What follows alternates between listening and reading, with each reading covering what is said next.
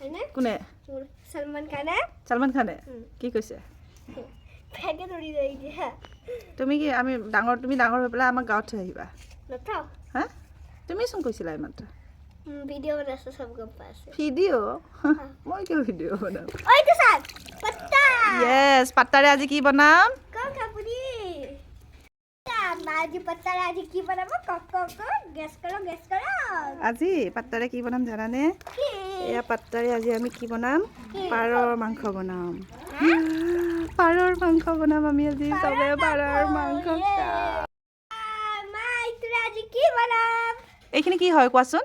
গম নাপাও মা এইখিনি মানিমুনি হয় মালিমুনি নহয় অ মানিমুনি হয় এইখিনি পাত্তা হয় এইখিনি ভেদাইলতা আৰু নৰসিংহ মা এইখিনি ভেদাইলতা হয় না ভেদাইলতা নহয় অ ভেদাইলতা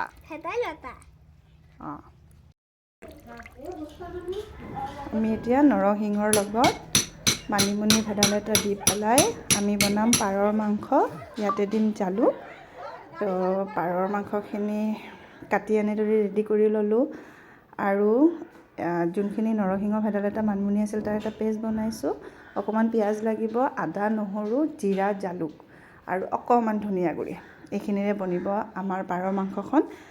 আৰু বেলেগ মছলা নালাগে অকণমান গৰম মছলা লাগিব এটা কেৰাহীত অকণমান মিঠাতেল দিম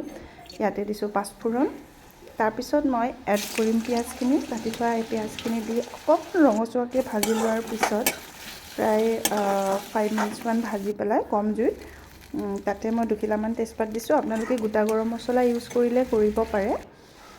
তাৰপিছতে আদা নহৰু অকণমান খুন্দনা এটাত খুন্দি লৈছিলোঁ এইখিনি দিলোঁ জিৰা দিলোঁ তাৰপিছত দিম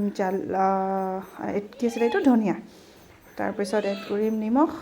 আৰু হালধি এইখিনি অকণমান ভাজি ল'ম অলপ ভাজাৰ পিছত আপুনি ভাজি থাকোঁতে গমেই পাব যেতিয়া পিঁয়াজখিনি সিজিব ভালকৈ ফ্ৰাই হ'ব তেতিয়া আমি দি দিম অকণমান পানী তাৰপিছত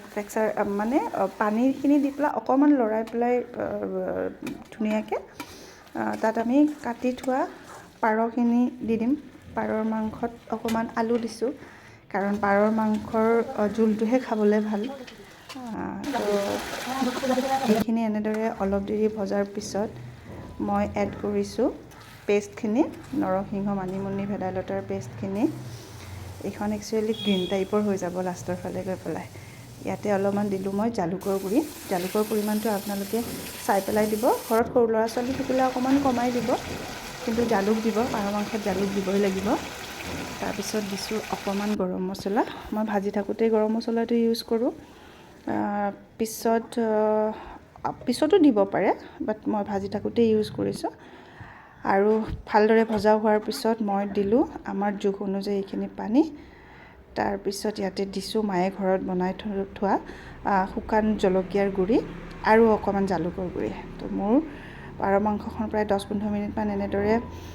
উতলাই পেলাই মই ৰেডি কৰিলোঁ এইখিনি চাওকচোন গ্ৰীণ কালাৰৰ হৈছে তো জালুকীয়া পাৰৰ মাংসৰ জোলখিনি ৰেডি হৈ গ'ল ভিডিঅ'টো চাব শ্বেয়াৰ কৰিব ছাবস্ক্ৰাইব কৰিব চেনেলটো থেংক ইউ